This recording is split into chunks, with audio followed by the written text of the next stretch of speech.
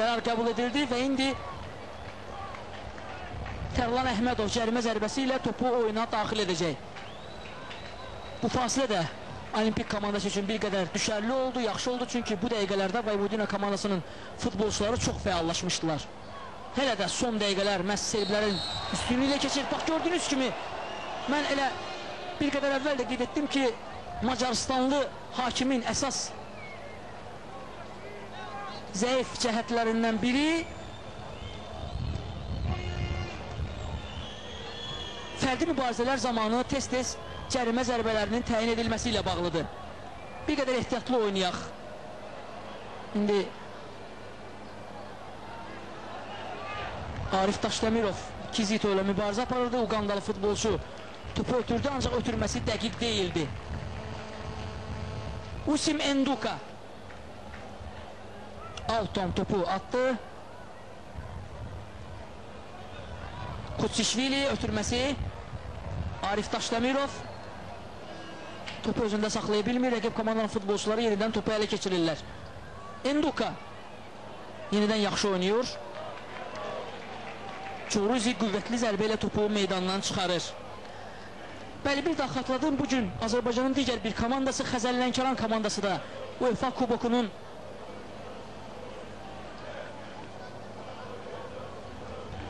birinci təsnifat mərhələsində cavab görüşünü keçirəcək. Komandamız səfərdə Poznan şəhərinin Leh klubu ilə qarşılaşacaq. Qeyd edək ki, bu komandalar arasında Bakıda, bax bu Tofiq Bəhramov Respublika stadionunda keçirilən oyunda indi bu epizodda komandamızın futbolçuları bir-birlərini yaxşı başa düşmədilər. Daha bir fərdi mübarizə, yenə də rəqibin 19 nömrəli oyuncusu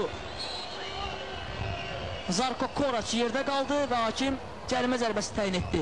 Xəzər Lənkəran Tofiq Bəhramov Respublika stadionunda keçirilən oyunda Lexə 0-1 hesabı ilə məğlub olmuşdu. Əgər Lənkəran komandası ən azı eşəşəyə nail ola bilsəydi, əlbəttə ki, Cənub klubu rəqib komandanın meydançasına daha rahat yollana bilərdi.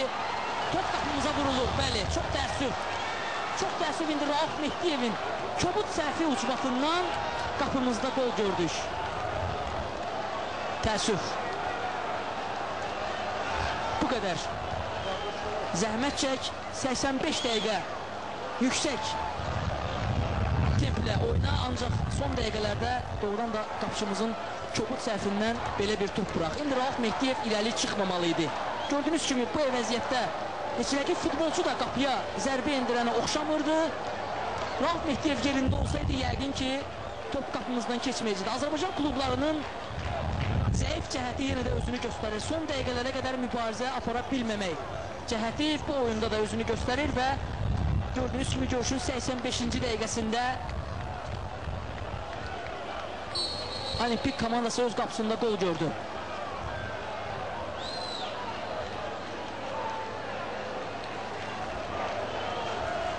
Təəssüf.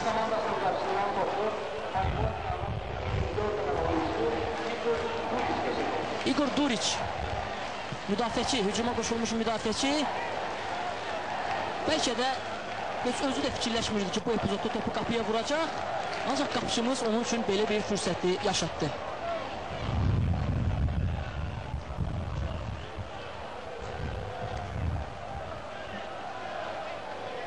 Bəli, görüşün 86-cı dəqiqəsində Vojvodinanın 24 nömrəli oyuncusu Igor Duric hücuma qoşulmuş müdafiəçi topu qapımıza vurdu. Və mən reportajın əvvəlində də qeyd etmişdim ki, heç cürə Olimpik komandası bu görüşdə qapısından qol buraxmamalıdır. Çünki indi növbəti mərhələyə çıxmaq üçün bizə artıq 3 qol lazımdır. Və Vojvodina komandası son dəqiqələrdə daha bir dəyişiklik edir. Artıq onlar üçün işin əsas hissəsi görülüb. İndi oyuncu dəyişikliyinə əl atmaq olar. 10 nömrəli oyuncu Vladimir Duaç meydanı tərk edir. Onun əvəzinə 18 nömrəli futbolçu Vladan Pavloviç meydançaya daxil oldu. Kutsishvili rəqiblə mübarizə apardı. Bəli, əgər komandamızın futbolçuları qol vurduqdan sonra əllərinə düşən imkanları dəyərləndirə bilsəydilər, 2 epizodda komandamız qol vura bilərdi. Həmin toplar vurulsaydı, indi heç bu qolun da acısını çəkməyəcəkdik. Çünki 3-1 hesabı da Olimpiki növbəti mərhələ üçün qane edirdi. Ancaq həmin epizodlardan istifadə olunmadı. Vojvodina komandasının qapıçısı George Babalish ekranlarınıza gəlir.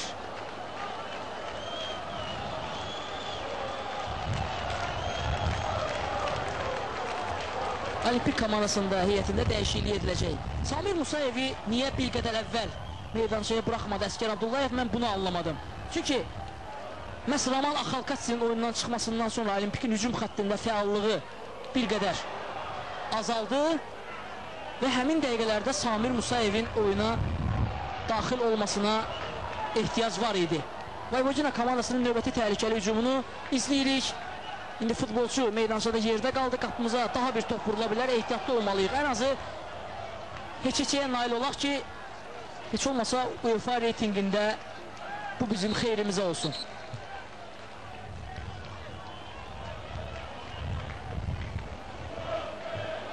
Hər komandadan həriyə bir futbolçu indi yerdə qalıb. Həkimlər həm Olimpikin, həm də Vojvodina komandasının futbolçularına tibbi yardım göstərəcəklər.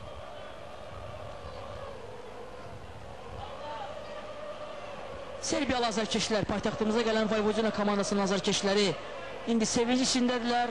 Stadionun bizə əks olan tribunasında onların sevinç görüntülərini yerli azarkeşlər də izləyir. Artıq Azərbaycanlı futbol sevərlərin çoxu stadionu tərk etməkdədir. Bu da təbiidir, çünki Olimpik komandası bugünkü oyunda istədiyi nəticəni qazanmağa çox yaxın olduğu bir vaxtda qapıçımızın kobud səhvi ucbatından bir qol buraxdı. Bəli, Samir Musayev artıq oyundadır, ancaq onun oyuna girməsi bizə nə dərəcədə xeyir gətirəcək?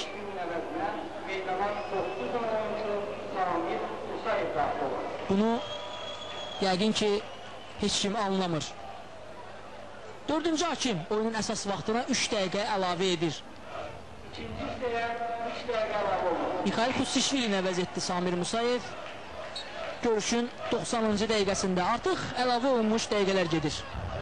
Bəli, əgər möcüzə baş verməsə Olimpik komandası Avrokuboklarla vidalaşır. Hər halda istənilən nəticəyə baxmayaraq komandanın Avrokuboklarda debüt etdiyini də xatırlatmaq yerinə düşür. Olimpik komandası tarixində ilk dəfə olaraq 1996-cı ildə yaradılıb bu klub və tarixində ilk dəfə olaraq bu mövsüm Azərbaycan çempionatının gümüş medallarını qazanaraq UEFA kubokunda iştirak etmək hüququ qazandı.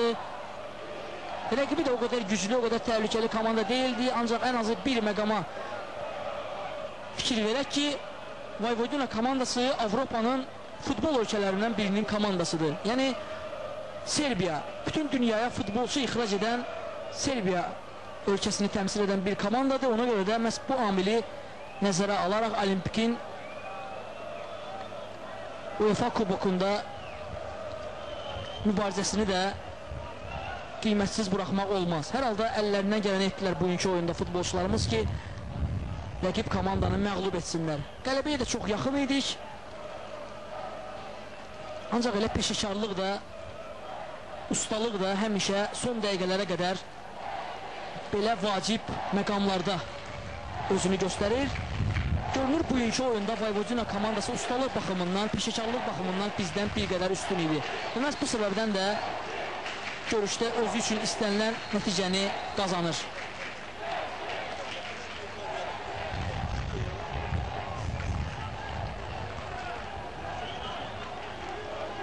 Respublika stadionunda artıq yeni tablo quraşdırılıb. Ancaq bugün hələ ki bu tablo işləmir, müəyyən texniki problemlər qalıb ki, onların da həll edilməsi müəyyən qədər vaxt aparacaq və yəqin ki, artıq həm Azərbaycan çempionatlarının oyunlarında, eyni zamanda milli komandamızın gələcək Avropa çempionatının seçmə mərhələsindəki oyunlarında biz tablonu işlək vəziyyətdə görə biləcəyik. Və qeyd edim ki, bu tablo çox yüksək səviyyəli bir tablodur. Cənubi Koreyadan gətirilib və bu tabloda eyni zamanda oyun zamanı, oyunun bütün məqamlarını da tabloda canlı yayımda izləmək olacaq. Və qeyd edim ki, Azərbaycan milli komandası artıq sentyabr ayından dünya çempionatının seçmə mərhələsində mübarizəyə başlayacaq və komandamızın ilk rəqibi Liechtenstein futbolçuları, Bakıdakı ilk rəqibi Liechtenstein futbolçuları olacaqlar. Həmin görüş sentyabrda keçiriləcək. Olimpik komandası cərimə zərbəsini yerinə yetirdi. Bəlkə də bu komandamızın görüşdə sonuncu da olduğu yerinə yetirdiyi cərimə zərbəsi idi. Görüş başa çatır. Macarstanlı hakim Şander Sabo Olimpik və Vojvodina komandaları arasında keçirilən oyunun başa çatdığını bildirdi. Bugünkü görüşdə komandalar bərabərə qaldılar. 1-1 və bu nəticə Olimpik komandasına sərf etmirdi. Bu nəticə Vojvodina komandasına sərf etdi. Hazırda həmin komandanın futbolçularının və məşqçilər heyətinin sevinç anlarını görürsünüz. Onlar UEFA kubokunun ilkin təslifat mərhələsində növbəti mərhələyə adlamağa müvəffəq oldular. Görüşdə vurulan qolları bir daha ekranlarınıza gətiririk. Görüşün 50-ci dəqiqəsində Bəşir Müqədinin gözəl ötürməsindən sonra Roman Axalkatsi qolçuluq bacarığını nümayiş etdirdi və hesabı açdı. Və gördüyünüz kimi görüşün 86-cı dəqiqəsində Rauf Mehdiyev irəli çıxdı, heç bir ehtiyac olmadan irəli çıxdı, kobud səhvə yol verdi və bundan istifadə edən rəqibin 24 nömrəli oyuncusu Igor Duric topu qapımızdan keçirdi. Və beləliklə Olimpik Vojvodina komandaları arasında görüş 1-1 hesabı ilə başa çatır. Hörmətli tamaşaçılar, biz də sizinlə sağollaşırdıq. Azərbaycan televiziyasında Olimpik Vojvodina qarşılaşmasına canlı yayımla baxdınız. Reportajın rejissoru Fuad Ağmaliyev, oyunu şərh edirdi Rəşad Rafiqoğlu. Sağ olun, gələn görüşlərə dək.